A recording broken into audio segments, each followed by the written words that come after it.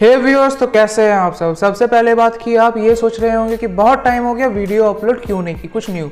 तो मैं आपको बता दूं कि मैंने एक वीडियो बनाया, उसे अपलोड भी किया, बट उस वीडियो में मैंने शायद कुछ क्लिप जो कि MTVs के थे कुछ ज़्यादा यूज़ कर दिए होंगे। सो उस वीडियो पे MTVs ने कॉपीराइट ग्राउंड के तहत क्लेम किया, नॉट स्ट्राइक, बट फिर भी यूट्यूब ने उस वीडियो को ब्लॉक कर दिया। मुझे बस एक चीज़ नहीं समझ आया कि क्लेम पे वीडियो ब्लॉक होता है क्या। अगर होता है तो प्लीज़ मुझे कमेंट करें। फिर मैंने YouTube को इंस्टा पे DM किया, पर रिप्लाई तो आने से रहा। तो मैंने सोचा कि दूसरा वीडियो बनाओ, फिर वही है कि टाइम लग जाता। दैट्स वाई मैंने सोचा कि मेरे स्कूल का एक किस्सा आपके साथ शेयर करा जाए। तो चलिए वीडियो शुरू करते हैं और बताते हैं कि क्या हुआ था। Let's start.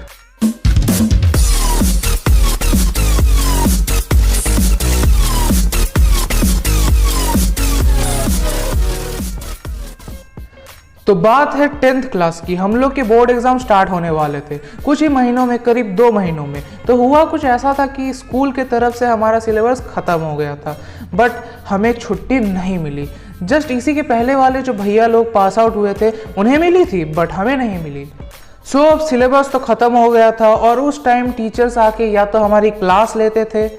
क्लास से मेरा मतलब ये नहीं है कि वो पढ़ने वाला क्लास, आके हमारी क्लास लेने वाला क्लास, और नहीं तो सिर्फ आके बैठे रहते थे।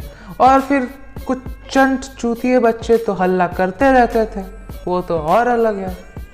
अब इससे बहुत बच्चों को पढ़ने में दिक्कत होने लगी, क्योंकि स्कूल में तो पढ़ नहीं पाते थे, all thanks to teachers and चंद चूतिए बच्चे। और फिर घर में कम और ट्यूशन में ज़्यादा पाए जाते थे। तो इस तरह ना हम रहते थे स्कूल के और ना ही रहते थे घर के। तो इससे होने क्या लगा कि हमारे पढ़ाई के एल लग गए थे। एल लग गए। जरा सोचो, 2 महीनों में बोर्ड्स और रिवीजन के एल लग गए। और इतना ही नहीं भाई, स्कूल जाओ तो टीचर्स की डांट और घर पे रहो तो गार्जियन की। तो भाई अब करे तो क्या करे। तो ऐसे सिचुएशन को देखते हुए हमारे क्लास के कुछ स्टूडेंट्स और मॉनिटर्स गए प्रिंसिपल सर के पास कि सर सिलेबस ख़त्म हो गया है, अब हमें छुट्टी चाहिए। पर सर तो उल्टा ही भड़क गए और कहने लगे कि छुट्टी नहीं मिलेगी। तो बहुत समझाने के बाद भी सर नहीं माने। तो अब होने क्या लगा कि बहुत सारे बच्चे स्कूल आना बंद कर दिए। डेली 20 से 25 बच्चे कम आने लगे। और एक दिन तो कमाल ही हो गया कि एक बच्चे ने प्लान की मास बंक करने की, और हुआ भी कुछ ऐसा। मास बंक का प्लान मुझे भी आया था, बट मैंने ऑलरेडी बहुत दिन एब्सेंट कर लिए थे, तो मैंने उस मास बंक को रिजेक्ट कर दिया और उस दिन मैं स्कूल गया। लेकिन सबसे मज़ेदार बात तो यह है कि जिस बच्चे ने मास बंक कराया वही बच्चा उस दिन प्रेजेंट था। मैं उस टाइम सोचने लगा कि व्हाट, इसने प्लान किया और ये खुद आस्तीन में सांप। हाँ, तो मैंने इसे आस्तीन का सांप बोला। तो आप सोच रहे होंगे कि तू भी तो स्कूल गया था। तो हाँ, मैं स्कूल गया था, क्योंकि जब मुझे मास बंक के लिए कॉल आया था मैंने साफ साफ बोल दिया था कि मैं कल स्कूल जाऊंगा। सो उस हिसाब से देखा जाए तो मेरी कोई गलती नहीं है। लेकिन ये तो भाई मास बंक का लीडर था। लीडर ही स्कूल कैसे आया, कैसे? तो मैंने फिर उसे जाके पूछा कि मास बंक करवा के क्यों आया तू? तो उसका रिप्लाई सुनो भाई, मन नहीं लग रहा था घर में इसलिए आ गया। वाह, सबको घर में बैठा के इसे मन नहीं लगा और ये स्कूल आ गया। कोई सेंस है इस बात का? बट छोड़ो यार। तो मैंने उस टाइम उसको क्या बोला, मैंने उसको ये बोला कि ये मन लगाने के लिए कोई कोठा थोड़े है जो तू उठ के चला आया।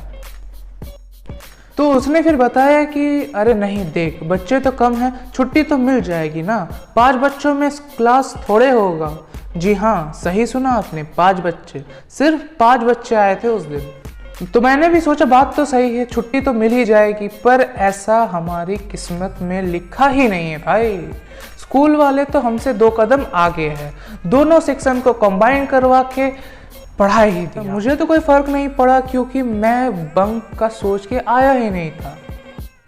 बट मुझे गुस्सा इस बात का है कि मैं उस दिन आया क्यों। क्योंकि उस दिन हुआ कुछ ऐसा कि थर्ड पीरियड था मैथ क्लास और सेक्शन D2 के जो बच्चे थे वो तो भाई अल्ट्रा प्रो लेजेंड और टीचर था सीधा साधा, तो वो हल्ला करने लगे। तो उस सर को गुस्सा आया और उन्होंने क्या किया, पहले तो उनको पता ही नहीं चल रहा था कि कौन बच्चा चिल्ला रहा है, कौन बच्चा चिल्ला रहा है। खाली सर बोल रहे थे कि शांत हो जाओ, शांत हो जाओ। और उसके बाद भाई साहब ने तबाही मचा दी, सारे स्टूडेंट को निकाल दिया।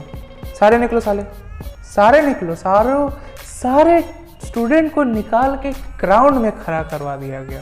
पर यार अब हुआ क्या, मैं तो जानता हूँ कि मैंने कुछ नहीं किया, तो मैं सीना तान के गया और एज ऑब्वियस कुछ भी नहीं हुआ। जस्ट भाषणबाजी करके हमें ये कहा गया कि नेक्स्ट टाइम नहीं करना, now go to the class.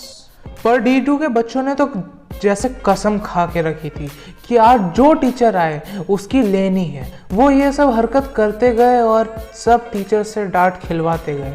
लेकिन भाई साहब लास्ट में जो हुआ वो बहुत ही ज़्यादा गलत था। तो हुआ कुछ ऐसा कि जब छुट्टी होने की घंटी बजी तब D2 के बच्चे बहुत ज़ोर से चिल्ला के भागने लगे, जैसे कि बाहर मियाँ खलीफा उनका इंतजार कर रही हो। तो उसी आवाज़ से तंग आके एक हमारे दबंग टीचर ने क्या किया, सारे बच्चों को एक लाइन से खड़ा करके कान पकड़ा के उठक बैठक करवा के ग्राउंड के 4 राउंड लगवा के भेजा गया। और उस टाइम गार्जियन भी सब देख रहे थे वहां पे, जिसमें मेरी मम्मी भी शामिल थी। और उनका तो मानो गुस्से का ज्वालामुखी फट ही गया था, क्योंकि स्कूल डायरेक्टर का जो पुत्र है वो भी उसमें शामिल था। बट वो निकल के अपने घर चला गया, मतलब उसी स्कूल में जो कि कैंपस में उनका घर, सो घर चला गया।